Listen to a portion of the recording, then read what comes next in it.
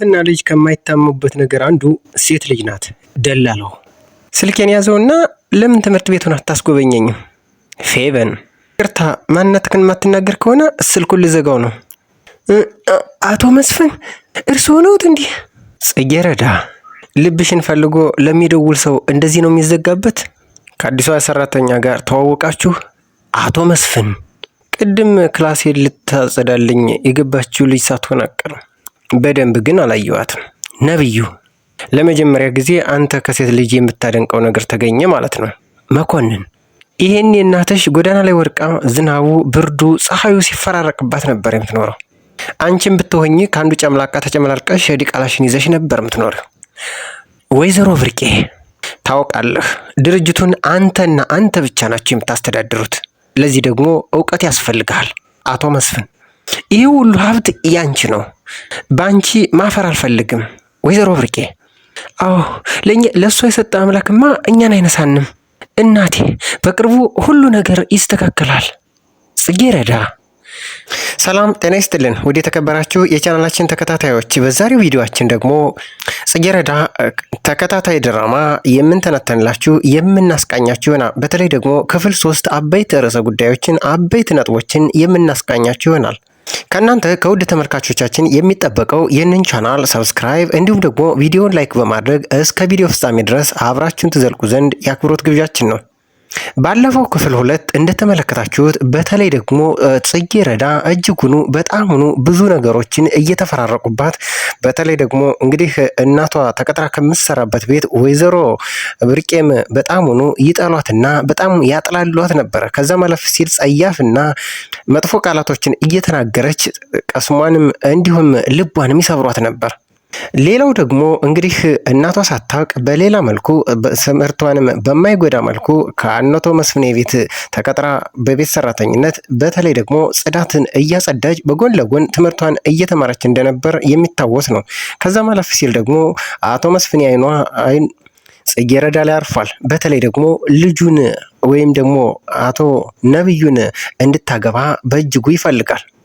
በሌላ መልኩ ደግሞ ፌቨን እሷ ፈልጋ የምታጣው ነገር እንደሌለና በተለይ ደግሞ እንደ እናቷ ለክብሯ የምትጨነቅ ማንም ነገር የሚያመልጣት የሌለ የሚመስላት፣ በተለይ ደግሞ እንግዲህ ነብዩን ፈልጋው ስለነበር ትምህርት ቤቱን ታስጎበኘኛለ፣ ስልኩን ውሰድና እንድደውልልሽ ስትለው ከፈለግሽ አንቺ አይደለሽ የፈለግሽው ስልክ ቁጥሬን ውሰጂና መደወል ትችያለሽ ሲላት ቀብረር ሲልባት እጅግ ተናዳ ነበርና ከዛም እሷ ስልኩን ቁጥር ከወሰደች በኋላ ስትደውልለት ለምን ደወልሽ? አንቺ ለማስጎብኘት እኮ ማታ መደወል አይጠበቅብሽም ነበር ብሎ ቀብረር ብሎ ሲመልስላት እጅጉኑ ተናደደች።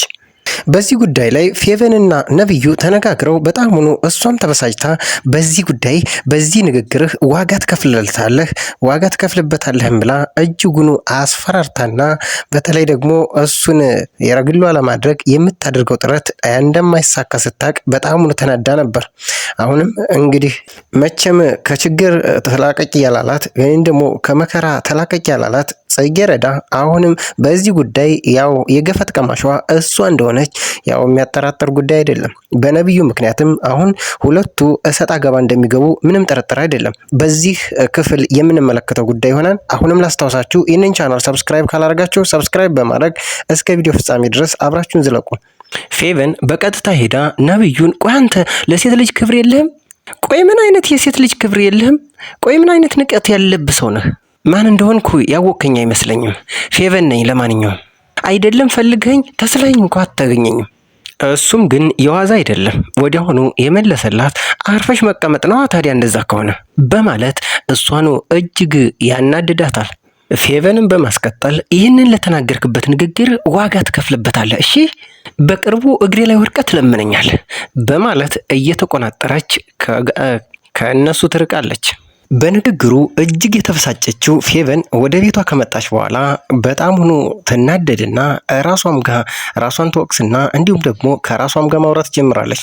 ታዲያ ከቆይታዎች በኋላ በስልኳ ቀጥታ ስደውልለት እሷን ብሎክ አድርጓት ነበርና ስልኳም ሊሰራለት አልቻለም።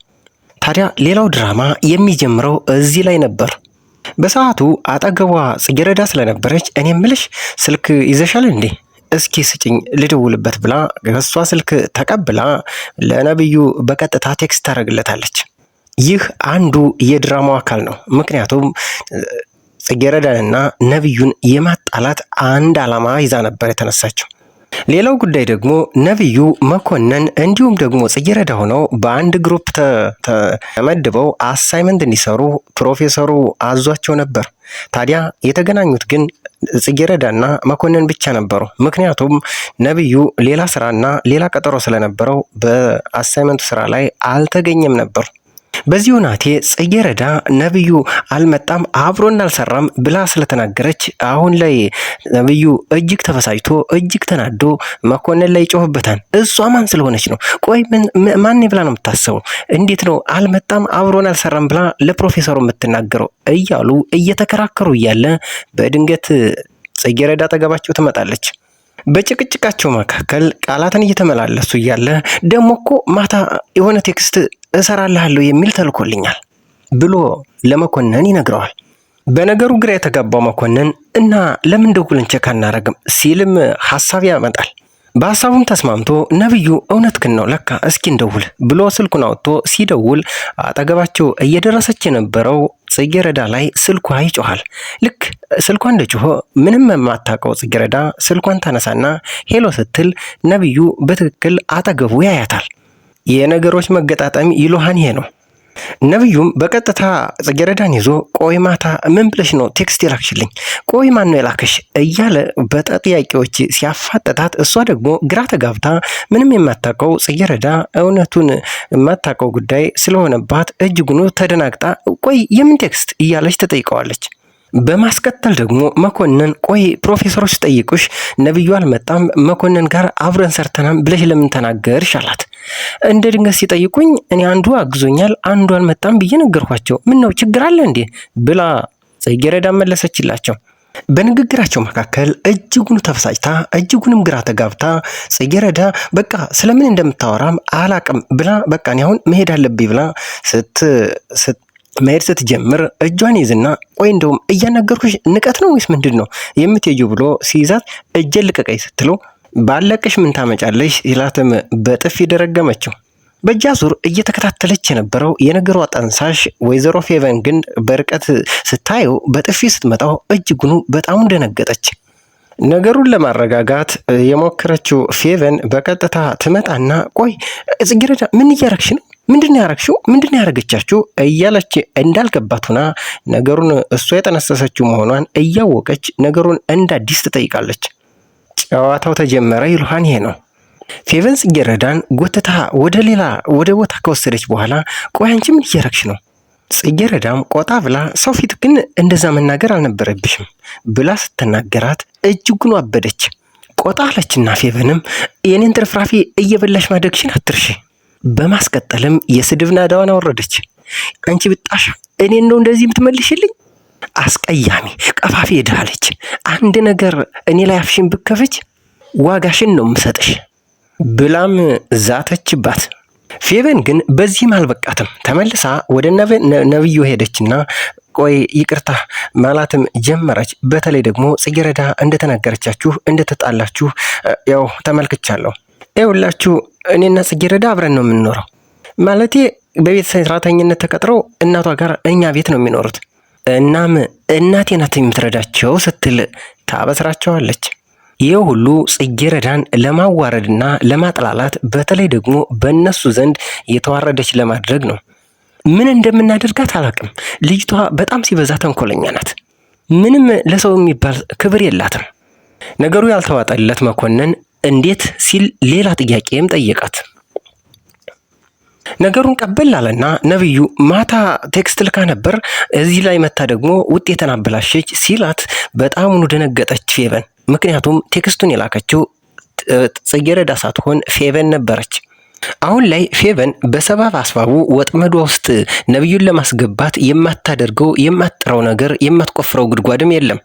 ታዲያ የሆነ ቀን ተደብቃ ትመለከተውና ታየው ነበር። ታዲያ እሱ የሚሄድበትን አቅጣጫ በማየት ወደዚህ እኔ ሰው ልጠብቅ ነበር፣ የነገሮች መገጣጠም ይገርማል፣ ወደዚህ ከሆንክ አብረን መሄድ እንችላለን ብላ ስትጠይቀው እንችላለን አላት። እሱም ምክንያቱም እሱን ለመጥመድና እሱን ለማባበል የምትጥራቸው ነገሮች ናቸው። አሁንም ከጽጌረዳ አናት ላይ የማትወርደው ፌቨን ለቅድሙ ነገር በጣም ይቅርታ፣ ድጋሜ እንደዚህ አይነት ስህተት አይፈጠርም ስትል ለነብዩ ትነግረዋለች። አሁንም ግራ የገባው ነብዩ ቆይ ለምን አንቺ ይቅርታ መጠየቅ አስፈለገ? አንቺ እኮ አላጠፋሽም።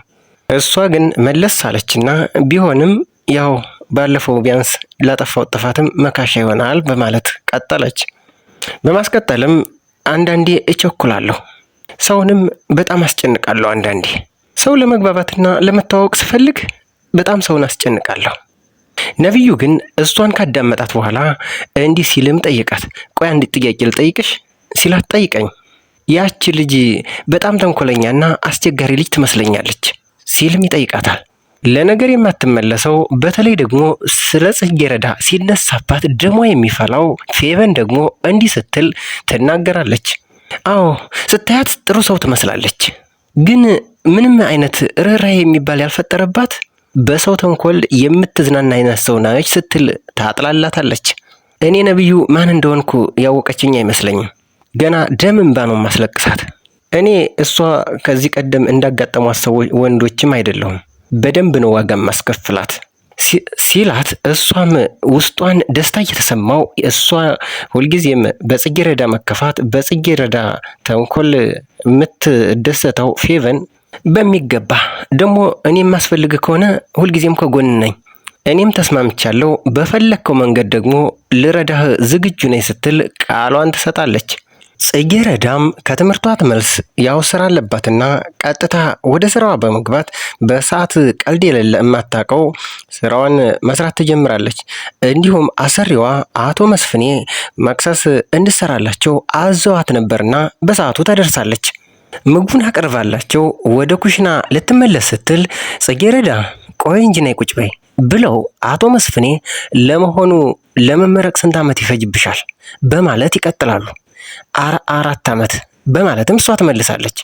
ሌላው ፈተና እዚህ ላይ ይጀምራል። ጽጌረዳ ከፈተና አትውጭ የተባለችው ሁልጊዜም ለሐዘንና ለመከራ ለጭንቀትና ለፈተና የምትሰቃይ የምትጋለጥ በጣም ባተሌ ሴት ነች። አቶ መስፍኔም ጥያቄያቸው በዚህ አላበቃም።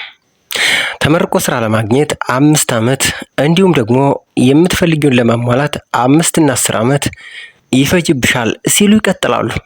እና እንደዚህ ያልሽ ወጣትነትሽን መጠቀም ነው የምትፈልጊው ወይስ ወጣትነትሽን ማባከን ነው የምትፈልጊው በማለት ዱብዳውን ጥያቄ ይቀጥላሉ። የእሳቸው ፍላጎት እሷ ይህንን ያክል ዓመት ተመርቃ ስራ ይዛ ፍላጎቷን ከምታሟላ ይልቅ እኔ በአንድ ወር የምሰጥሽ ገንዘብ ይበልጣንና ስለዚህ ልጅን ብታገቢ ያው እዚህ ደስተኛ ትሆኛለሽ ማለታቸው ነው። በዚህ ንግግራቸው መካከል እንግዲህ ልዩ ነብዩ በቀጥታ ከውጭ ይመጣል። ጽጌረዳ እጅጉኑ በጣም ደንግጣ እንዲህ ጋሽ እሱ ይሄ የእሱ ልጅ ነው በማለት በመንተባተብ ትጠይቅም ጀመር። ምን ነው ትተዋወቃላችሁ እንዴ በማለት አቶ መስፍኔ ሲጠይቁ ቀበል አለና ነብዩም አዎ እንተዋወቃለን፣ አንድ ትምህርት ቤት ነው የምንማረው፣ ግን እኔ የምለው እንዴት እስከ ዛሬ አልተያያችሁም ሲሉ አቶ መስፍኔ ሐሳባቸውን ይቀጥላሉ። ነብዩም ከሳሎን ተነስቶ በቀጥታ ወደ ኩሽና ሄደና ጽጌረዳን እንዲህ ሲል ይጠይቃታል። እኔ አሰሪሽ፣ አንቺ ደግሞ የቤት ሰራተኛ ስለሆንሽ በጣም ብዙ ነገር እፈልጋለሁ። በማስቀጠልም በሰዓት ምንም አይነት ቀልድ አላቅም፣ በ20 ደቂቃ ውስጥ ጁስ ፈጭተሽ አምጪልኝ ሲል ቀጭን ትዕዛዝም አስተላለፈ። አሁን ላይ ጽጌረዳ እጅጉን ዋዝና እጅጉን ተከፍታ ስራዋን ብታቆመው እንደው ከፍተኛ ደስታ በተሰማት ነበር። ነገር ግን በውስጧ የሚሰማት በውስጧ የሚያማት የእናቷ እንግልትና እናቷንም ያገዘች መስሏት በድብቅ እዚህ ሰራተኛ የተገባችው እናቷም አታውቅም ነበር። ታዲያ ከራሷ ጋር እየተጣላች ከራሷ ጋርም እየተጨቃጨቀች ከራሷም ጋር እያወራች አሁን ላይ ነገሮች ሁሉ ግራ ገብተዋት ቆይ ጽጌረዳ ተረጋጊ እያለች ከራሷም ጋር ታወራለች። ተረጋጊ ጽጌረዳ፣ አይዞሽ፣ ይሄ ስራ ደግሞ ያስፈልግሻል፣ አይኖቿ እንባን እያቃሩ በተለይ ደግሞ የእናቷን ድካምና ልፋት ስትመለከት እሷን ለማገዝ ብላ እዚህ የገባችው የጀመረችው ስራን መተውን ማቆም አትፈልግም። አሁን ላይ ደግሞ ትልቅ ፈተና ይዞባት መጥቷል። በተለይ ደግሞ ይህንን ጉዳይ እዚህ እነሱ ቤት እንደምትሰራ ፌቨን ካወቀች አንቃ ነው የምትገላት። አሁን በሁለት የተሳለ ቢላ እየጠበቃት ነው። በአንድ በኩል እዚህ የአቶ መስፍኔ ልጅ ጋር ነብዩ ጋር እሰጣ ገባ ገብታለች። በሌላ በኩል ደግሞ ወይዘሮ ብርቄና እዛ ፌቨን እናቷንም እሷንም እያሰቃያቸው ይገኛል። በቀጣይ ምን ይፈጠር ይሆን? በተለይ ደግሞ ከፌቨንና ከጽጌረዳ ጋር ተያይዞ በተለይ በነብዩ ጉዳይ ምን እንደሚፈጠር እጅግ ሁላችንም የምንጓጓለት የምንጠብቀው ጉዳይ ነው። እናንተስ ምን ታስባላችሁ? ሀሳብ አስተያየታችሁን በኮሜንት ቦክስ እየገለጻችሁ የቀጣዩ ክፍል ይለቀቅ እያላችሁ በተስፋ እንድትጠብቁ አሁንም የአክብሮት ግብዣችን ነው። ይህንን ቻናል ግን ሰብስክራይብ ካላደረጋችሁ ሰብስክራይብ በማድረግ እንድትተባበሩን ስንል በአክብሮት እየጠየቅን የዛሬን በዚህ አበቃን። ባይ ባይ።